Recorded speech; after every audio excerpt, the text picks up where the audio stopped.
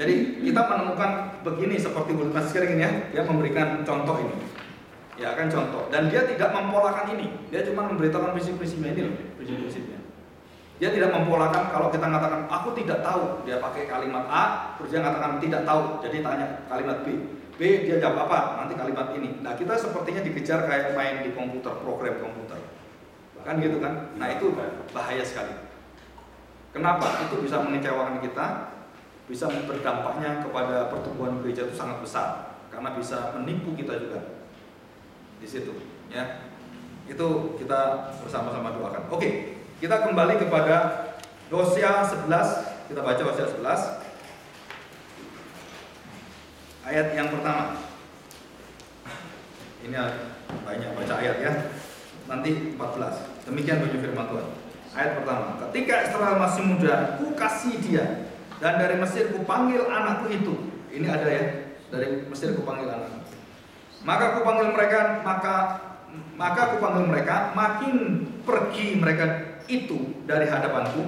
Mereka mempersembahkan korban kepada para Baal dan membakar korban kepada patung-patung. Jadi firman datang, mereka tambah lari. Firman diberitahukan, mereka tambah tidak mau dengar. Mereka menjauh, melarikan diri dari firman, dari hadirat Tuhan. Ya. Oke, kita akan masuk di dalam respon ini. Nah, saya jelaskan aja supaya lebih cepat di dalam chat, gitu ya. Mungkin suara saya cukup dengar ya. Nah, setelah kita lihat ini chartnya, tolong itu siapa itu chartnya yang gambar. Nah, ini ya, ini tadi pagi. Nah, setelah kita lihat chart yang di atas ya, ada Yisrael, ada Lo Ruhama, ada Lo Ami. Nah, bangsa Israel pertama kali adalah hadirat Tuhan. Itu mereka minta yang bisa mereka terima sesuai dengan hati mereka, sesuai dengan kebutuhan mereka, mereka pegang, ya kan? Dan waktu Tuhan meminta hadirat Tuhan itu ada di dalam prinsip hidup mereka, dalam prinsip karakter dan sifat natur mereka. Mereka menolak itu karena daging mereka, dosa mereka tidak bisa terima. Jadi berkat yang Tuhan berikan pada bangsa Israel pada zaman pembuangan sebelum itu adalah berkat yang berkelimpahan luar biasa. Dan sebagai umat itu adalah satu efek yang karena kita menyembah Tuhan, Tuhan pelihara kita dan luar biasa. Apa yang mereka tanam berlimpah-limpah, apa yang mereka kerjakan dipakai Tuhan dengan luar biasa. Nah, waktu Yisrael lahir, Tuhan mengatakan, kamu aku hadir dalam hidupmu, maka aku memberikan seluruh berkat-berkatku. Tetapi, saudara, Yisrael adalah hadirat Allah yang di dalam kekudusannya, dalam sifatnya itu, mereka tolak. Mereka mau berkat Tuhan yang memenuhi mereka, tapi mereka tidak mau hidup mereka sesuai dengan firman Tuhan. Dan banyak orang Kristen seperti ini.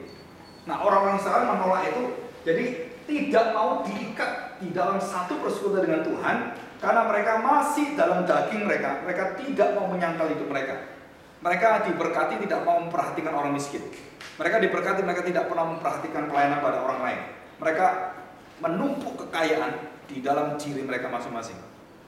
Jadi itu mulai dari imam-imam sampai pemimpin-pemimpin sama dan sampai ke bawah. Jadi rakyat dibagi menjadi dua. Ini kesenjangan ekonomi. Satu yang kaya, satu yang miskin. Jadi orang Israel pada zaman Hosea sama dengan zaman Tuhan Yesus. Yang miskin itu lebih banyak, sekitar hampir 60% atau 70%. Nah, yang kaya itu 20%-an. Kira-kira segitu ya, 30-20%. Dan orang-orang kaya ini tidak pernah perhatikan di sini, dan mereka tidak pernah memperhatikan. Tidak ada belas kasihan. Maka hadirat Allah yang tidak ada itu membuat mereka tidak pernah mengingat pelayanan kepada jemaatnya sendiri, atau kepada bangsanya sendiri, atau kepada rekannya sendiri. Mereka semakin hari semakin egois, semakin menumpuk kekayaan luar biasa. Nah, terus kemudian, saudara, dari Israel tidak ada hadirat Tuhan, maka di situ Tuhan sudah menarik hadiratnya, disebut sebagai aku menceraikan, aku tidak mau hadir. Dia lepas dari kontrol Tuhan. Dilepas. Ya, dilepas, akibatnya apa? Anak kedua lahir, stage yang kedua. Dan Allah tidak mau lagi berbelas kasihan dan mengampuni orang Israel. Jadi dia tidak pernah mau memberikan hati bertobat, enggak. Kamu mau seperti ini, oke. Kamu membelakangi aku, oke. Kamu bersundal dengan hebat, silakan. Sekarang lepas hadirat Tuhan. Dan aku tidak memberikan belas kasihan. Apa yang terjadi? Surah dosa bangsa Israel itu semakin terpuruk dengan luar biasa, dan mereka menyembah berhala menggantikan Allah, dan pusatnya adalah di belas kasihan. Ya, jadi di sini mereka bergumul masih melihat bahwa Tuhan itu nuruti saya enggak. Begitu Tuhan tidak ada dan tidak memperhatikan, dan mereka menciptakan Tuhan yang sesuai dengan hati mereka, dan disinilah Tuhan yang mau berbelas kasih dengan mereka, dan mereka menyembah Baal, ya, menyembah dunia, menyembah kenikmatan dan semuanya. Nah, saudara, itu ada satu ritual yang kalau kita pelajari baik-baik, saudara, di India, saya nggak tahu di Indonesia ya, itu ada namanya pelacur kuil. Jadi sebelum orang-orang kepala suku dan semuanya itu melakukan upacara itu, mereka harus dikuduskan dengan melacur dengan pelacur-pelacur kuil. Mereka harus bersetubuh dengan dia. Dan ini cara yang ada sampai hari ini. Di India ada. Ya, Indonesia mungkin ada, tapi nggak tahu. Ya kan, kita nggak tahu. Tapi kalau dilihat dari zaman-zaman itu pasti ada, karena itu berkaitan semua. Nah, saudara, ritual itulah yang disebut sebagai ritual penyatuan dengan yang Maha Kudus, penyatuan dengan yang dewa-dewa. Ritual itu. Jadi mereka melalui pelacur ini, mereka menyatu dengan siapa? Dengan dewanya. Bisa ngerti ya? Jadi secara fisikal mereka itu mau memberikan yang terbaik, mereka memberikan persembahan, dan mereka kemudian memberikan seluruh hidupnya kepada pelacur ini, dan itu dihubungkan dengan dewa-dewanya. Itu ketaklukan namanya. Di situ penyatuan diri. Nah, saudara, dikatakan bahwa orang yang sudah melakukan hal seperti itu sudah tidak boleh dibelas kasihan oleh Tuhan. Jadi persundalannya yang dilakukan oleh Gomer itu adalah persundalan yang tidak pernah bisa dibelas kasihan, diterima, dimaafkan oleh Tuhan. Nggak bisa itu. Nah, mungkin saudara, karena Allah itu kudus.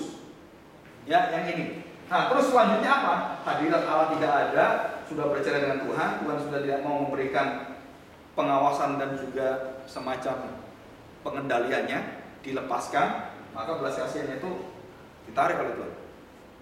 Tidak mungkin kamu bisa bertobat, sudah ditarik. Nah, masuk ke stage yang ketiga, maka Tuhan mengatakan satu kalimat, selama-lamanya kamu bukan umatku lagi. Di situ sih.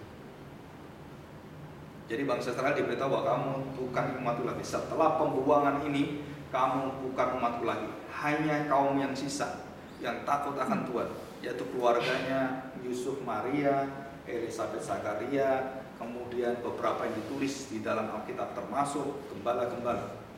Itu adalah orang-orang yang masih menyembah Tuhan. Mereka masih ingin memberikan hidup ke Tuhan.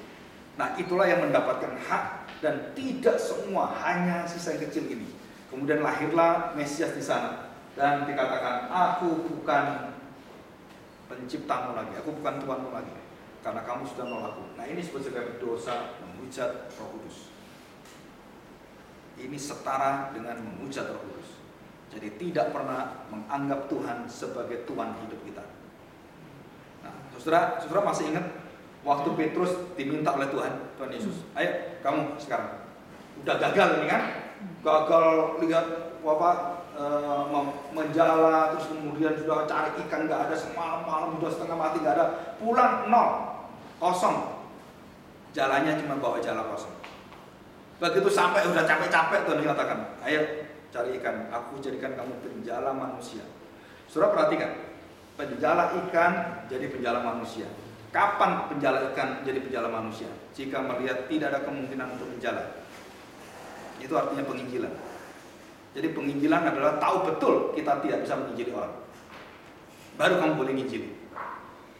Kalau kita yakin, wah ini orang pasti bisa percaya Pak, nah itu kamu nggak tahu penginjilan. Penginjilan adalah tahu betul bahwa tidak mungkin tanpa kekuatan dari Tuhan kita menginjili. Dan waktu mereka dalam keputusasaan itulah Tuhan katakan, ayo mau nggak menjala manusia? Aku jadikan kamu menjala manusia. Ayo jala ikan. Nah, menjala ikan yang tidak mungkin itu menjadi satu patron ketidakmungkinan kita menjala manusia. Di situ. Jadi waktu Petrus, ya karena dia sering dengar Tuhan Yesus, mungkin hormat ya, sebagai guru dia hormat. Oke, dia ngomong, ingat nggak? Kami sudah semalaman nggak ada ikan. Karena kamu yang ngomong, oke, saya tahan. Ingin tahu saya, gitu kan?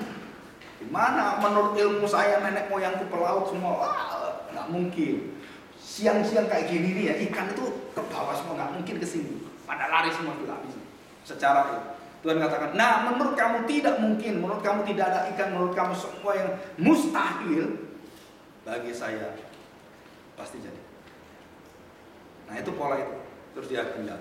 Apa yang terjadi? Nggak bisa tarik.